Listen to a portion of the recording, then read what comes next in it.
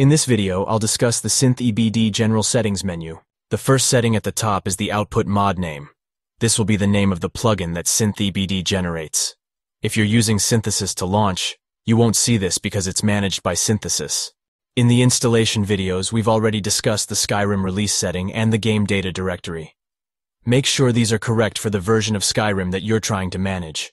These will also be hidden in Synthesis mode. We've also mentioned the output data folder, which is where SynthEBD will write its output ESP and any other data files that it generates. Below that, we have Show Tooltips. Tooltips are the explanatory text that appears when you hover your cursor over a setting. Almost everything in SynthEBD has an associated tooltip, and you can turn them off here. Only the tooltip for this checkbox can't be turned off. Apply Textures and Meshes controls the main SynthEBD function of distributing resources, such as textures from config files. There currently aren't any config files that distribute meshes, but it's something you can do. And that behavior can be toggled here if you want to turn it off and have SynthEBD distribute, say, only NPC height. Apply Body Shapes toggles. SynthEBD's body shape management. By default, it's set to none, so SynthEBD won't try to change NPC body shape. You can change it to Body Gen if you want to use Race Menu's Body Gen functionality, or Body Slide if you want to use OBody, OBody NG, or AutoBody. SynthEBD's height randomization functionality can be toggled on or off as well. Similarly, you can toggle head part randomization, where you import head parts and have SynthEBD distribute them to NPCs. The head part randomization does not work perfectly, specifically for NPCs who have custom head sculpts.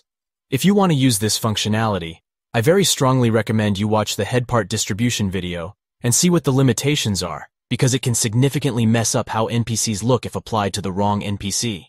There's a button here that tries to catch custom face gen NPCs and prevent them from being patched. But the filter doesn't work perfectly, so I recommend instead trying to exclude custom face NPCs using the block list, which will be covered in a later video. Next is the toggle for consistency, which is the behavior that enables the patcher to make the same assignments to the same NPCs across multiple patcher runs, unless you change a distribution rule that invalidates the previous assignment and forces a new one. You can turn off consistency to force a new randomization each time you run the patcher. Exclude player character controls whether or not the player character gets assigned textures. These textures would be overwritten in the character creation menu anyway, so I recommend leaving it enabled. The textures installed through your mod manager will apply to your character's appearance. It's sort of the inverse of the unique character mod, where SynthEBD will give new textures to everyone else besides your character.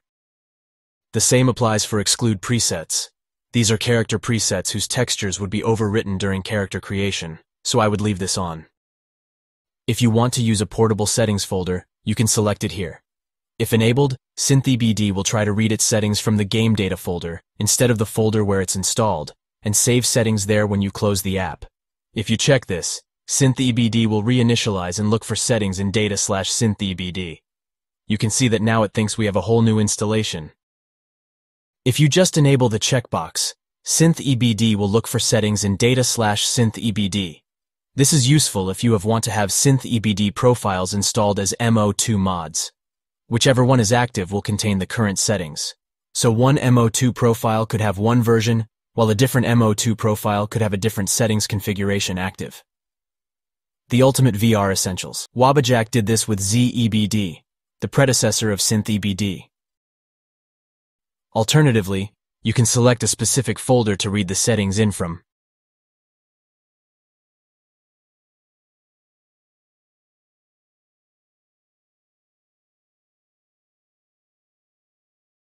The name of the folder must be SynthEBD. This way you can manually specify exactly where the settings are read in from.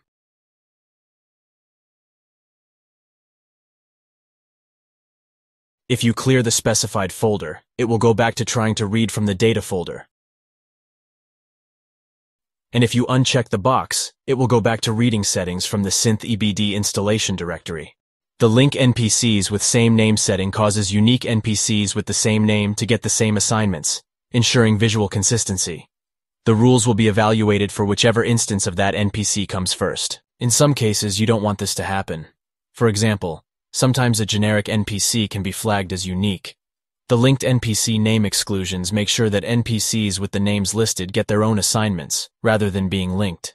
Linked NPC groups have a similar function. These link together NPCs who don't have the same name, but who actually do represent the same NPC in-game. Within each group, all NPCs will receive the same assignments. The distribution rules will be evaluated for whichever NPC is selected as primary. Patchable races is the list of races that SynthEBD will try to patch. By default, this will just be the humanoid and beast races. The patchable race list exists to ensure that SynthEBD doesn't try to apply your texture mods to a dragon or a pig. If you have a custom race follower that you want SynthEBD to patch, one option is to add that race to this list. However, there are complications to this approach. As you will see in a later video, texture config files specify allowed and disallowed races for different texture variants, and you probably don't want to hunt through all the distribution rules in each config file and modify all the rules that would exclude your custom follower. A better way is to set up a race alias for your follower. Race aliases tell the patcher to treat NPCs of race X as race Y. By default, there is one alias already set up for afflicted NPCs. SynthEBD will treat them as Bretons for body shape, height, and head parts, but not textures, because there are separate texture files for afflicted NPCs. For example, Mirak uses a custom race. If I want him to get Nord textures, I would select Mirak race and alias it to Nord race. You can select the gender of NPCs that the alias gets applied to, and which patcher submodules will acknowledge the alias. For example, if apply to textures and meshes is selected, textures that would otherwise be valid only for Nords would now be eligible for distribution to Mirak as well. Race groupings are a way for config authors to have a shorthand notation for collections of races so that they don't have to be selected individually. Each config file comes with its own race grouping definitions. The override plugin group definitions with main checkbox allows you to make edits to the groupings in the general settings menu here and have these edits apply to all config files without having to change the groupings in each one individually. We will revisit attribute groups later in a separate video dedicated to attributes, which are the main system by which SynthEBD decides which textures, body shapes, and head parts to distribute to which NPCs. At the bottom are the verbose logging controls. Verbose logging lets you see exactly what the patcher is doing and why. Verbose mode for conflict NPCs makes SynthEBD write verbose logs for NPCs for which conflicts are detected. For example, NPCs, for which the patcher can't find a mutually allowed set of textures and body shapes, or for which a consistency assignment is no longer valid. Verbose mode for all NPCs writes a verbose log for every NPC. I recommend not selecting this as it will generate a lot of files which will consume a great deal of space on your drive. Instead, if you have an NPC who you think SynthEBD isn't treating correctly and you want to investigate, you can add that NPC to the verbose mode for specific NPCs list to force a verbose log to be generated for that NPC. If you're making a verbose log, you should also check the verbose mode detailed attributes box, which will make the logging more clear by replacing form IDs with the corresponding names, or editor IDs. Leave this off if you're not planning to generate verbose logs because it slows down the patcher. The verbose logs live in your log folder, which you can find by going to the status log section and clicking Open Log Folder. Note that if you are using Bitdefender antivirus, it flags that button as a virus behavior and will quarantine SynthEBD as soon as it's clicked, unless you whitelist the application. Within the log folder, you will find the generated combinations.txt file, which shows all texture combinations generated in the previous patcher run.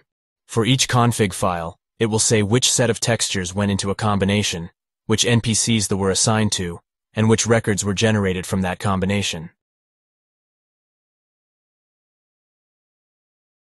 You can search for a config file to see which combinations were generated from it.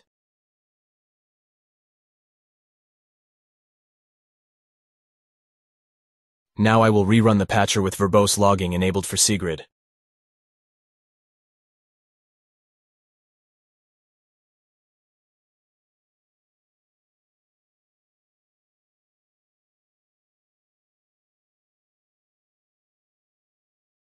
The verbose logs will be in a subfolder named by the date and time of the patcher execution.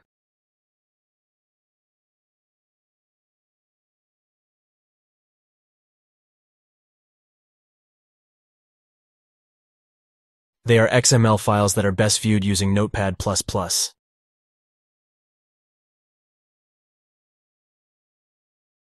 The verbose log will show a detailed report walking you through the patcher's decision-making for textures, as well as other functionalities such as body shape selection, height, and head parts if you have them enabled.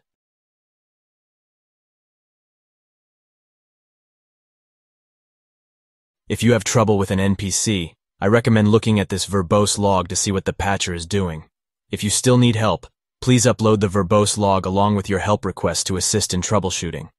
That's it for the general settings. See you in the next video covering the Textures and Meshes menu.